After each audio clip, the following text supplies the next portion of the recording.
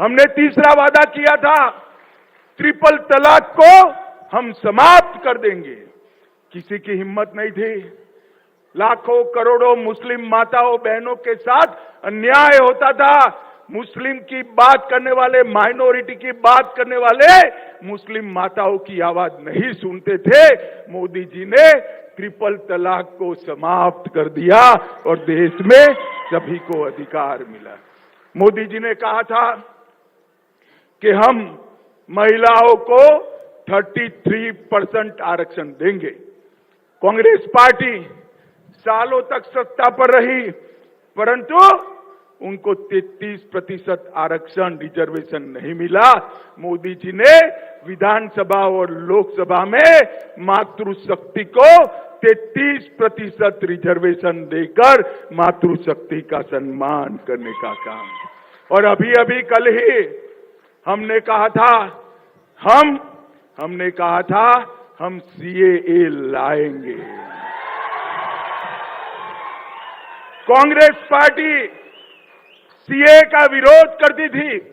आजादी के वक्त से कांग्रेस पार्टी और हमारे संविधान निर्माताओं का वादा था कि बांग्लादेश, अफगानिस्तान और पाकिस्तान से जो शरणार्थी आएंगे, जो वहां की प्रताड़ना झेल कर आएंगे, उसको हम नागरिकता देंगे। मगर तुष्टीकरण की, वोट बैंक की राजनीति के कारण कांग्रेस पार्टी इसका विरोध करती थी। लाखों करोड़ों लोग पाकिस्तान से और बांग्लादेश से अपना धर्म बचाने के लिए, अपना सम्मान बचाने के लिए इस देश में आए, उनको नागरिकता नहीं मिलती थी। अपने ही देश में वो नागरिकता के बगैर अपमानित होते थे। नरेंद्र मोदी जी ने हिंदू, बौद्ध, जैन, ये सारे सिख, ये सारे लोगों को नागरिकता देकर उनका सम्मान करने का काम नरेंद्र मोदी जी ने किया। भाई और बहनों, हमने इस शरणार्थियों को सम्मानजनक जीवन देने का काम किया है।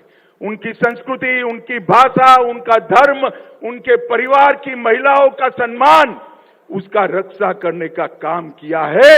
और आज से, कल से इस देश में आया हुआ हर एक शरणार्थी मेरे और आपके जितना ही अधिकारी है इस देश पर। ये अधिकार हमने इनको दिया है।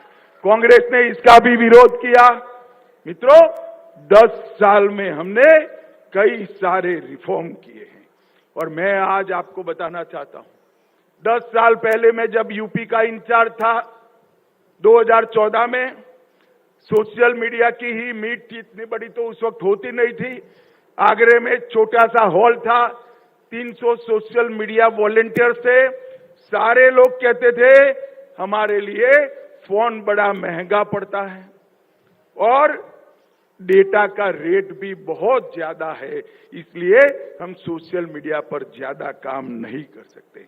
आज मैं आप सभी मेरे साइबर योद्धाओं को कहना चाहता हूं, आपके हाथ में आज मेक इन इंडिया का फोन है और सबसे सस्ते डाटा के साथ आप इंडिया की सक्सेस स्टोरी को दुनिया भर में पहुंचा रहे हो।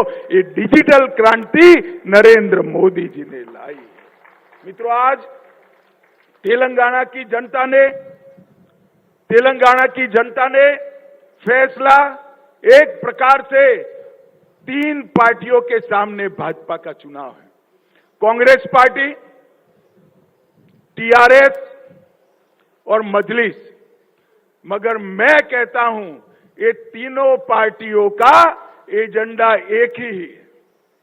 मेरी बात ध्यान से सुनना।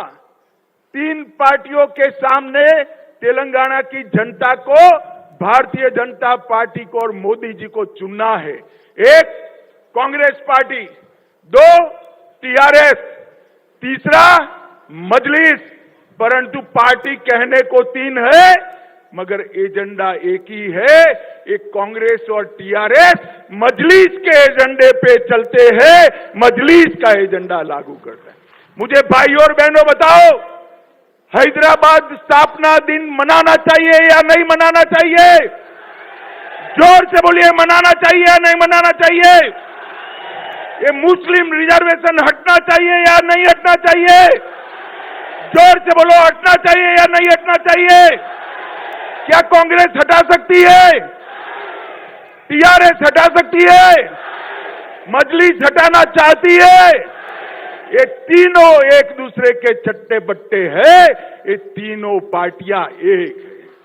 सिर्फ एजेंडे में नहीं, सिर्फ एजेंडे में नहीं, तीनों पार्टियां परिवारवादी पार्टियां हैं।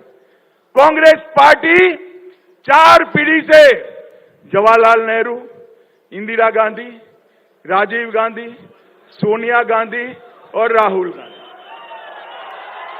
यहां केसीआर और केटीआर, और यहां पर भी मजलिस में भी 4 तो आ गए हैं, न जाने कितने आएंगे। ये सारी परिवारवादी पार्टियां हैं। ये पार्टियां तेलंगाना का भला नहीं कर सकती। ये पार्टियां एक ही एजेंडे पे चलती हैं। ये तीनों पार्टियां परिवारवादी पार्टियां हैं और ये तीनों पार्टियां भ्रष्टाचारी पार्टियां हैं, अथाह भ्रष्टाचार करने वाली पार्टी है। भाई और बहनों, अभी यहां पर कांग्रेस की सरकार है। मैं कांग्रेस के मुख्यमंत्री को कहने आया हूं, भैया जरा आपकी पार्टी के घोटाले को मैं लिस्ट देता हूं, तुम जरा तेलंगाना की जनता को जवाब देना।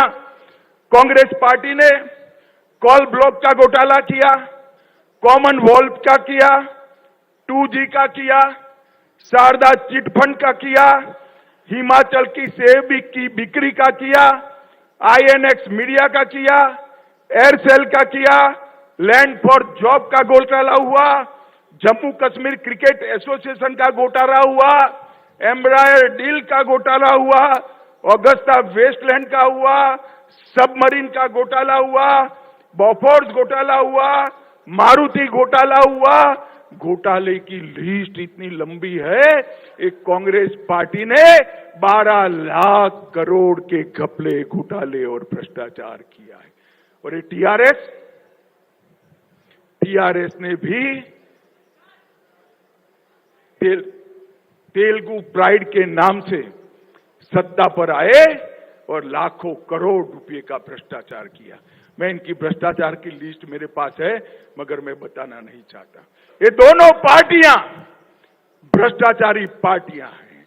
मित्रों, ये तेलंगाना का भला नहीं कर सकती। ये दोनों पार्टियां भ्रष्टाचारी पार्टियां हैं और ये तीनों पार्टियां तेलंगाना को विकसित तेलंगाना नहीं बना सकती।